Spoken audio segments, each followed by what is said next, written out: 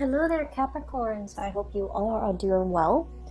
I feel like for many of you, releasing old demons, releasing old karma, and walking into a new phase in your life, starting something over, starting something new. I feel like those energies are very indicative in this card, okay? So, it's going to be a really, really good month, and I feel like you're getting some type of revelation. You're getting some type of you can call it psychic hits, if you will. What I feel is like revelations, premonition, or even a holistic understanding of a situation and knowing how it has affected you in the past so that you can vow to yourself to not let it affect you in the future. So I feel like this spread is bringing about a breath of fresh air for many, many, many of you, okay? When I was shuffling out this card, this spread, what I saw was, I saw like a scarecrow. I saw a scarecrow. So there's this road, right? And there's this big mansion. It's like a white marbled mansion, really beautiful place. And then this scarecrow, he's got like a little bag on a stick, very similar to this. And he's walking away from the mansion towards the road. He's got like a smile on his face. And you can see his clothes are in tather. He's got pieces of hay. And he's also like, he's got like those strings that have been cut, like marionette strings, you know, like a puppet on a string. But they've been cut, which allows him to kind of move away from the mansion where he's been sequestering himself, or he was either forced to work for somebody under somebody else's mandates. And he felt like he didn't have a sense of agency. But now that those strings are all cut, he's starting on a new path in his life where he has like total freedom to, you know, exercise his free will to do whatever he wants, and he has like total control and that sense of agency about his future. Okay, so I feel like it's a very powerful moment and imagery, mainly because it signals, you know how you guys, your card is the devil, right? And the devil is being tied to situations, being stuck in a prison of our own making, or being stuck in a situation where we can't really see the way out. However, this is like running counter to that, because it indicates you're finally free from a burdensome situation. You're finally walking down a new path, and you're finally happy. Like, I'm very drawn to that smile on his face as he's going about his own way and, you know, feeling that sense of freedom for the very first time. The key words I'm getting from that imagery is like indenture servitude. I'm getting as well, you know, revelation. I'm getting as well freedom overall. And I'm drawn to use imagery and even words that are indicative of a situation that could be, it might seem a little bit archaic, these terms, but I feel like, you know, they're coming up for a reason, so I'm going to use them. I feel like there's a regime change, okay? Moving from one very, very oppressive regime, or like getting out from under a very oppressive situation, and then charting a new territory. And the reason why I say this is we have here the Hierophant. This is like a situation where somebody has to give a part of their harvest, a part of themselves, a part of whatever money they make, paying tribute to somebody who has that sense of entitlement. Like, you know, they're either ruling over you, and they're like, okay, you have to do it this way and only exactly this way. Or you have to, you know, on a monthly basis or on a yearly basis, pay your tribute to another person. And that was just the way things were. That was like the rule of the land, or that was like the law of the land. And no one dared to question it, okay? So like somebody is taking, I feel like, either your energy, your financial resources, and you felt like this was the only way to do things, okay? You never question the established order. The Hierophant is greatly about institutions, long-standing institutions that have been in place for a very, very long time. They're very rigid, very resistant to change, and because they've been around for so long, they might not be relevant in present time, but people don't question it because it's thought of as, this is the way things are, and this is the way we've been doing them for hundreds and hundreds of years, and this is the way things are going to be. So no one dare to really question it, okay? But it creates, I feel, a very oppressive atmosphere, and it creates almost like an unfair sense of balance when it comes to I almost feel like the poor giving to the rich, and I almost feel like, whoever's on top is exploiting the situation and exploiting the fact that others have to pay homage or have to pay tribute out of their own pockets in order to gratify somebody else on top. And so it creates a situation where things are very, very unbalanced. And if we're not talking about this in terms of, financial resources, we're talking about energy. We're talking about, spiritually, you're very drained, okay? This was a very oppressive system. Whoever is writing you, whoever is like ordering you around, or I also feel like whoever has been, I'm sensing, you're working under even. And then I'm also sensing as well family obligations, okay? And I'm also sensing like expectations from people just because by virtue of being your family, they feel like they have the right to, dip into your financial resources. So I definitely feel in a way you guys might have been subsidizing a situation that really drained you financially, emotionally, spiritually. You were not happy. You were not happy. And you were trying to find a way out, okay? How do I maintain this? So if we're looking at, this is the Four of Pentacles. If we're looking at it in the traditional Rider-Waite deck, it's the guy holding the pentacles, one on his head, two on the floor, and then two on his hands, right? He's grasping and trying to protect everything that is his. And he's looking at this mountain, and he's like, I want to get on top of that mountain, but at the same time, I want to carry all of these resources with me. I want to carry all of these things that matter to me with me. How do I do that without, how do I successfully do that? Because if you look at all of that overgrowth, right, and if you're trekking through the forest trying to get to the mountaintop, you're going to need your hands and your feet to be free so that you can pull yourself up if you happen to fall, so that you can grasp at branches and trees to kind of like help you hoist yourself up to that top of the mountain. And you're not able to do that because you're holding on to earthly things. And I feel like this is a situation you've been pondering for quite some time. I want to get on top of the mountain, and what is really holding me back? What is really preventing me from making that move? What is really, stopping me from taking that first step? So you've been thinking about this for a long while, trying to trek to the mountain, but you're not really making any strides. And I feel like what's preventing you, or what's really hindering your path, was this. This is the Nine of Swords, okay? This is sleepless nights. Getting nightmares, overthinking, overanalyzing situations, but I also think of this card as like constantly thinking about worst case scenario, dwelling on the negatives, and the negative thought patterns. A lot of the times they turn into self-fulfilling prophecy. Okay, so it's sort of like you're in your head thinking about, how do I successfully get on top of that mountain? And rather than thinking about and focusing on logically, step 1, I need to do this. Step 2, I need to do that. And step 3, I need to, formulate some type of plan. And I feel like for many of you, this process, this is like a lot of thoughts, okay? Each sword stands for like a mental thought.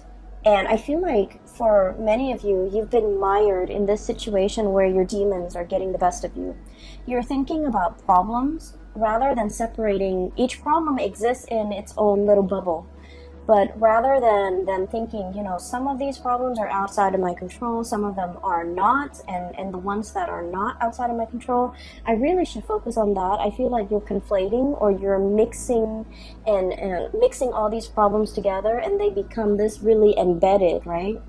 This sense of embeddedness, all stuck together, all causing you a lot of anxiety, all seem very, very daunting. It's like, how do I get to the top of the mountain when I'm only at the base?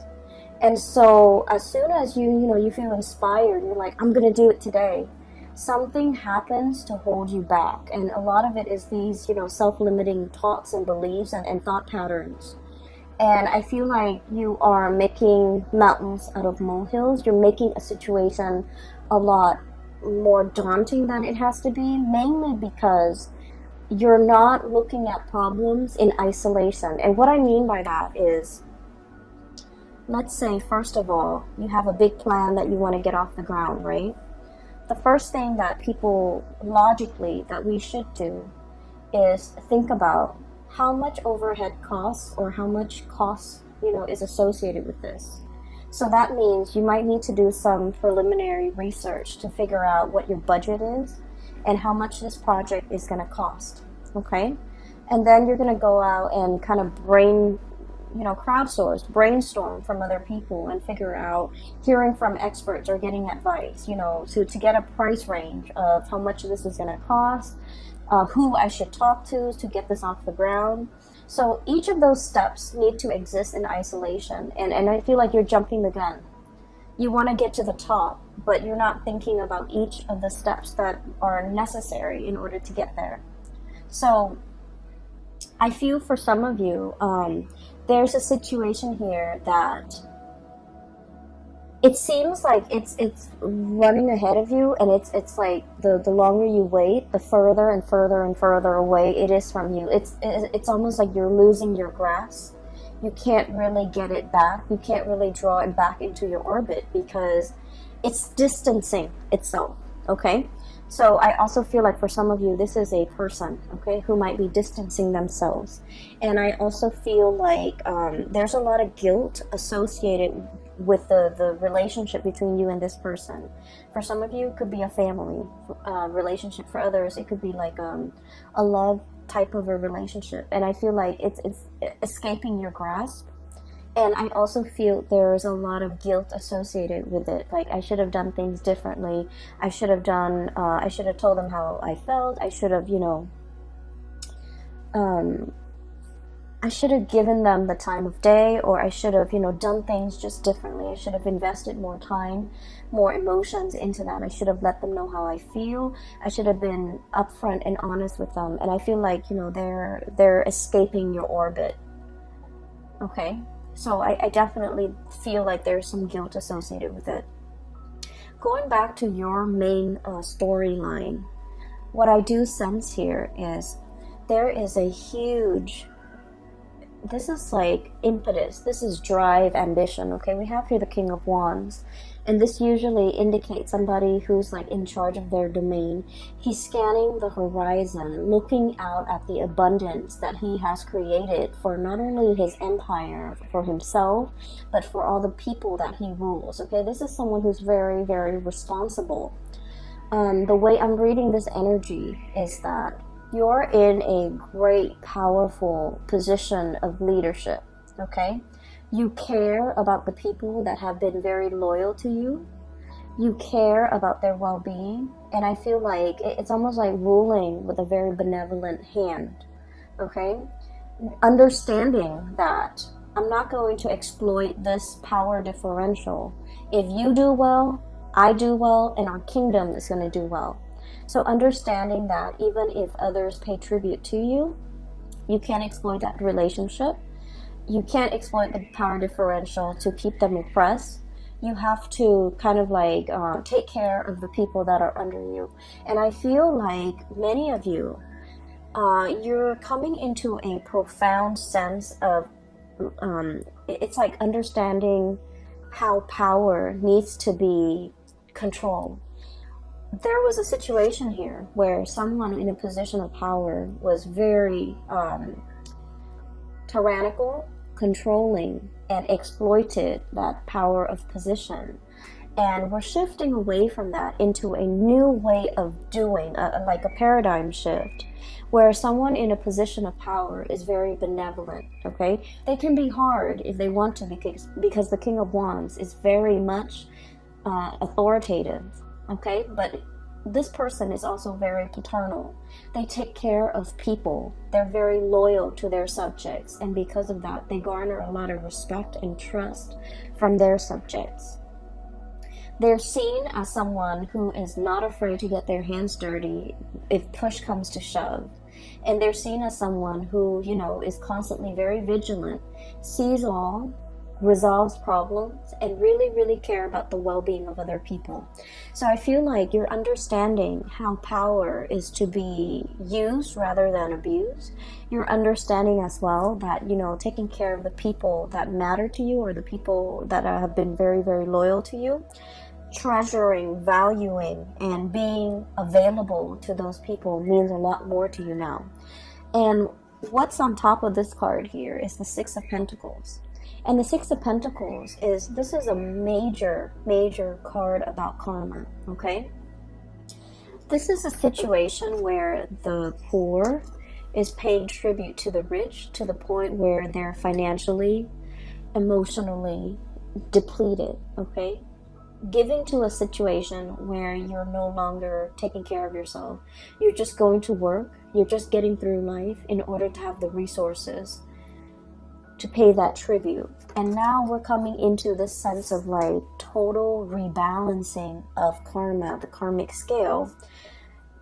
Things being done the right way, okay? This is like giving back to the community, giving back to others, giving to others who are less fortunate. And this is also, it comes with a paradigm shift where we're understanding the importance and the necessity of, being a benevolent ruler. You can still rule with an iron fist, but you can still be loving and warm and gentle and benevolent. And you can also, give back to the people, especially that really need it. For many of you, I'm seeing major career changes here. Some of you might be in that corporate environment and you're just like, no, this is too taxing, too stale. I'm already at the top and I don't like the vibe. I don't like the atmosphere. I don't like the environment where it's like a social, like the climbing that corporate ladder, getting yourself to the top, and once you've made it to the top and you have this bird's eye view and you're just like, this is not really jiving with me, this is not where I want to be, and this is not something that I want to do long term. And so I'm seeing a major career path, a major shift where you are possibly working more at the grassroots level and thinking about what you need to do long term and what you need to kind of what you need ultimately to be happy. And so I'm seeing some of you thinking about a major change in your career, a major shift of focus when it comes to like how do you yield power, how a good leader is supposed to rule, how to be a good supervisor, how to be a good leader, how to inspire others rather than like oppress others. Okay, so this is really cool. Capricorns are oftentimes like seen as people who are like very like career ladder oriented, and they're seen as people who will throw other people under the bus and I've heard this, okay, and this is not something that I believe about you guys, Capricorn, but I feel like in the spirit of, ambition, like in the pursuit for power and wealth and prestige, we're all capable of throwing another under the bus in order to get what we want. And I feel like, being that goat on the crevices of mountains, and you never falter. You jump from one small crevice to the next and you always land on your feet, and you know how to do it well, and you know how to do it very, very stealthily and very successfully. But I feel like once you get to the top of the mountain, you're just like, oh, that's it, I'm already here, and you're looking for the next mountain to conquer. And I feel like there needs to be a little bit of a paradigm shift regarding, what is the ultimate end goal? Is it just to prove to myself that I can conquer mountain after mountain? Or is it, or should there be more of a humanitarian slant to the work that I'm doing? Trying to help others, trying to, once you're on top of that mountain, I feel like you're in the best position to tell other people what the view from that mountain looks like, okay? And you're able to tell others, I've been there and here's what I learned. And here is how you can, get there because I've been there. And here are the things that you should avoid. And I know this because I'm speaking from personal experience. So I feel like you have a wealth of experience and knowledge because you have already been there and done that. But for some reason in the past, you might not have shared this technique with other people. So we're moving into this month where you are becoming a lot more generous, where you are sharing your hard-earned lessons. You're sharing it with other people to save them from having to do the legwork, to save them from having to reinvent the wheel. And I feel like in the past you might have shared it, but in a very Capricornian, like a man of few words type of way. You should do it like this. But I feel like you have to soften that approach a little bit and tell others, hey, I'm telling you to do this because I've done it, okay? I've been there. I've done everything that you have done. And it didn't really work out. And here are the reasons why. And I've done it this other way. And it worked out in half the time. And so framing it like that to allow others to understand that you're not just speaking from, you're not just talking to talk. You're talking with skills and expertise and years of experience backing up everything that you say. And I feel like that's going to save somebody, a lot of legwork. They don't have to reinvent the wheels. They can work off of what you're working off of, okay? I do feel for many of you, there is a situation here in your life, a very long-standing relationship that might have gone a little bit sour, okay? And we have a situation here where there was a vow, there was a promise, okay? And the promise was kind of like to death do us part, okay? The promise was for partnership, longevity. For some of you, this could be somebody that you have known for a really long time. They know your family. You've took them around to introduce them to your family. They've taken you around to introduce you to their family, vice versa. This is a partnership where two people might have known each other since childhood. There is a tremendous degree of like trust, okay? You know this person inside and out, and you trust this person wholeheartedly. They likewise know you inside and out. And then I also feel like there's a immense sense of like trust, love, respect, and the whole 9 yards, like that whole ball of it's like all the reasons that you have for caring about this person, for trusting them, everything is so like embedded, okay? Like the shared experience, the shared ambition, the shared dreams. Like the two of you feel almost as if you have been through so much together. There might have been a recent breach in trust. There might have been a situation where I feel, Capricorn, somebody is either living with a lot of guilt. It could be you, it could be them, over something that was done, okay? And I feel like it's sort of like, there are so many reasons why the other person trusts you and you trust the other person. But at the same time, one unexpected move, one action that is done out of character can really make you or the other person distrust the future, the viability, and the continuity of this friendship, this business relationship, or this relationship. So I feel almost like there was something that was done in poor taste, in poor judgment, and it left like a bitter taste in somebody's mouth, okay? And things can never go back to the way they were. It's like everything that was said was said. You can't take back words. It's like, the water from the chalice, from the cups, have been spilled, and the other person might be the one walking away, and they're just like, I don't want to fix it, it's already spilled. I'm not going to go downstream 2 miles away to refill those cups. I'm not going to trek up the mountain to the clearest spring to fill up those goblets, okay? So I feel like there was a situation where it can be fixed, but somebody, you or the other person, is like, I wash my hands of this. I'm not putting any more time in it, and I feel like it's leaving the other party very, very, very sad, very upset. And it's also this sense of overwhelming acceptance, okay? Like, oh, it could be fixed. They just didn't want to. And I feel like that says a lot, okay? But I feel in the wake of this, people leaving, so new adventures can await for you, so that new boats, new ships, new people can be coming into the picture. And so while this has happened, and it's not something that you want to happen, because you guys are very, very, I almost feel like you're scorpionic in the way that you value relationships, especially relationships with people that you have known your whole life, okay? You are a clinger as well to friends, lovers, past relationships where you really, really know the other person, okay? That sense of like being comfortable with the familiar, okay? I feel like a lot of people are in general, but I feel like it's more so with Scorpios. I feel like Scorpios, Leo, Cancers. And then I'm seeing that here with you guys.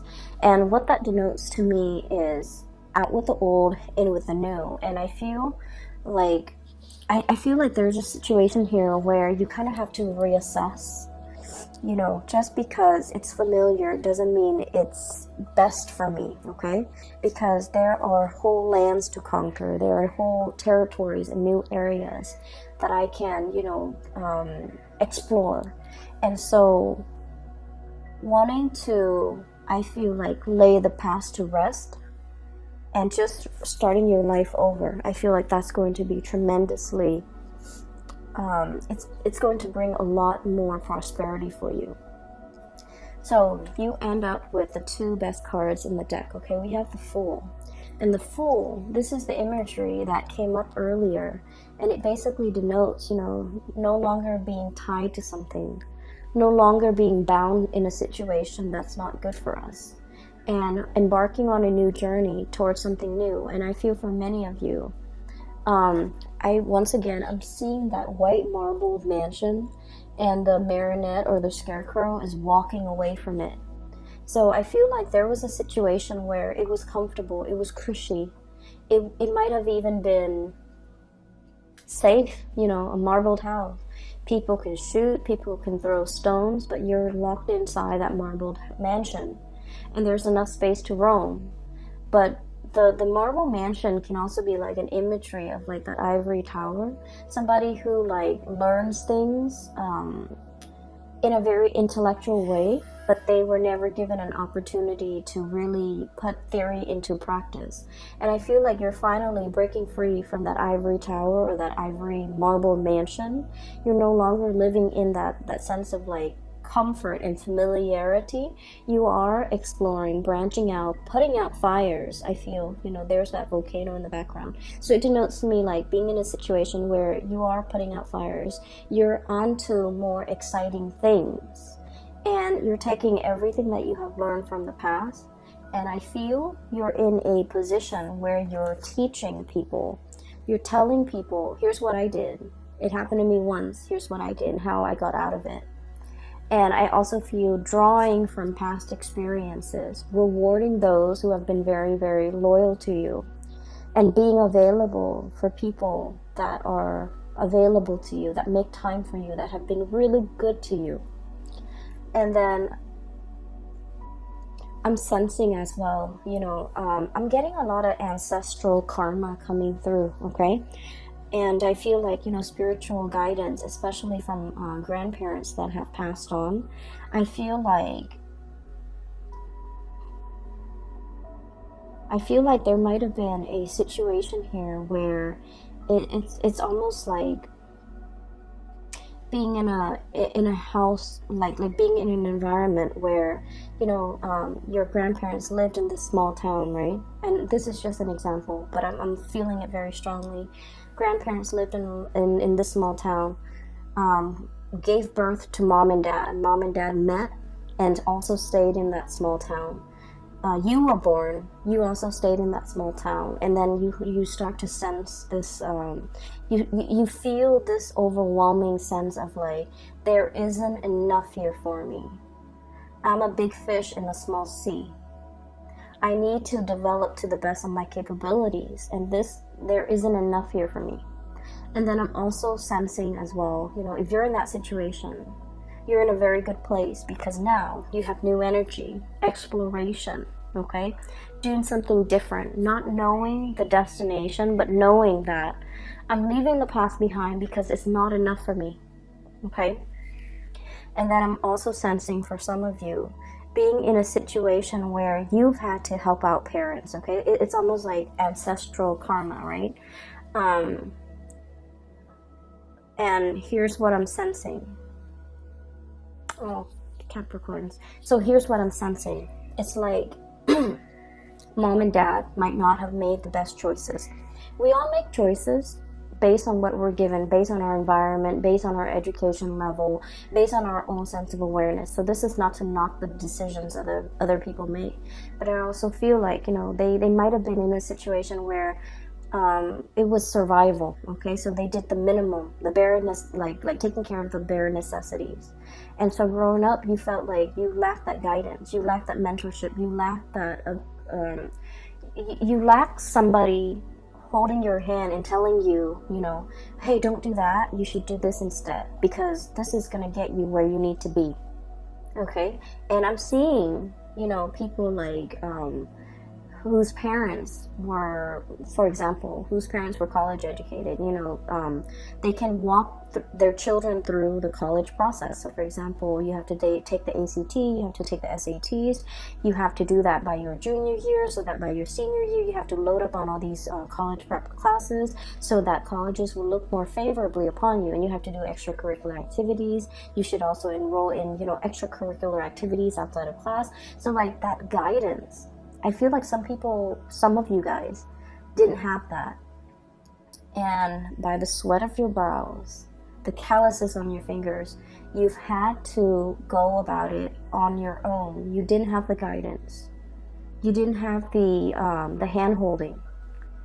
And so you were in survival mode. You fought your way, and you've had to do it on your own. And I feel like along the way, it's made you really strong, but I feel it might have made you a little bit callous, okay? Kind of like, oh, well, I did this, so everyone needs to be able to do it too, right? And so I'm sensing here, there's a sense of like a paradigm shift, okay? The people that have the privilege, either through parents, through proper guidance, or through the sweat of their brows, whoever makes it up first to the top of the mountain is obligated, no matter how they got there. Whoever makes it there first is obligated to give advice, give guidance to others. Here's how you do it, and here's what I did, and here's what I did that worked, here's what I did that failed, okay? So I feel like it doesn't matter how you got there. Whoever gets there first needs to kind of like pay it forward by giving other people, the lay of the land, pretty much telling people what they should do. So I'm sensing here a big spiritual karmic energy. It could be ancestral karma that needs to be broken. It could also be, a paradigm shift where we're not doing what we did before. We're opting for a new path, a new way of doing. Because what we did before, it worked for us, but it also made us a little bit calloused. And we don't want that, okay? And then I'm also sensing we have this tremendous sense of like breath of fresh air, his hair is blowing in the wind. He's a leader. There's a whole caravan of people following his lead because they trust him. And so you're thrust in this position where you're going to be exalted. You're in a position where people trust you, they value your, and he's leading them. He's leading the whole, Oregon Trail, whatever you call it. He's leading the whole exodus into this new land, right? But look at the way he's dressed. He's not like a king, he's not a ruler, he's not a tyrant, he's not like an emperor. He's dressed like the regular layperson. And there's a sense of humility associated with it, okay? It's like being one with the people in order for them to accept you. And this is not about proving anything to anybody. This is just like living a very, very humble life, knowing your roots, knowing where you come from, knowing the struggles of other people so that you can adequately lead them in the right direction. So I feel like there's a shepherd energy about you guys for this month of October. And I feel that you are going to be tremendously successful for many of you who are changing a career path, who are going in a different direction. I feel for many of you, there was a situation where I feel like there's like social or family expectations. They wanted you to do something, and that's not your thing. You're turning your back and you're walking your own path, and you're going to be amazingly happy. And then I'm also sensing as well, there definitely is a relationship here that needs to be kind of like laid to rest, okay? Too much has been said. And I definitely feel maybe it's the other party. I don't want to work on this anymore. I'm not going to go, downstream to fetch the water to fill those cups. Okay? Or I'm not going to go up the mountain to that crystal spring to fill the chalices. I'm just not going to do that. And so everyone has their own free will, and we can't really, infringe upon other people's free will. If that's their decision, if they've already made it clear, I feel like you have to kind of like live in the moment and just realize that in the past they made these promises, but now they're reneging on the promises, and you just have to kind of like accept it at face value. That's what I'm sensing here for you, okay? So Capricorns, I'm so glad to get in touch with you again, and I hope you guys are doing well. The Saturn experience, you are in the thick of it, and I feel like a lot of it has to do with releasing, okay? So Saturn is a karmic teacher. It taught us, well, it has taught you guys, but it's supposed to teach us during the Saturn transit. It's supposed to teach us areas that we need to grow in, areas that we need to mature in. And it's also like a situation where responsibilities seem like they're piling on top of you, right? Financial drains for some of you, responsibilities. And we have to be strategic about who we give our time and resources and energies to, because ultimately Saturn teaches us that it teaches us our limitations. It teaches us that we are only humans. It teaches us that, no matter what position we're in, we're made of flesh and blood. We can't stretch ourselves too thin. We can't pretend like we're God. We have to, get back to our roots, get back to ourselves, and operate from that space of humility, okay? Because it restricts, right? It breaks us down to our pure human essence to realize that, I might have the fancy car and the marble mansion, but deep down I'm still human. If I drive that car too fast and I crash into a tree, I'm going to die, right? And then it also teaches us too that, I might have like $5 in the bank, and I might have like, a decrepit home, but deep down I'm human. I still have my dignity, so I'm going to walk with my head up high. So it breaks down these false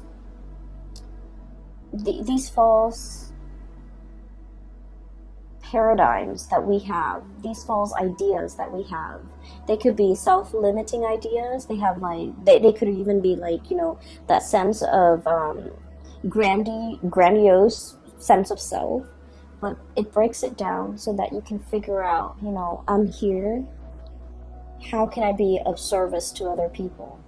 And this is, by the way, a very, very good time for many of you to do community service, to understand how you can kind of like reconnect with your fellow human beings in a spirit of service. I think like it's a really good time to do that. Really make the time, okay? Make it a family event if you have children. Make it a bonding experience if you have a spouse, okay? It's going to be good for you, and it's going to really heighten your sense of appreciation for what others have to go through, okay? So I just feel like, community service is always a good way to give back. but it also allows you to take a peek into someone else's life, someone who might be really struggling, and to understand that, you know, it is our responsibility to do whatever we can to alleviate the difficulties and the suffering for another human being. And I feel like that's what's coming in here. It is about karma.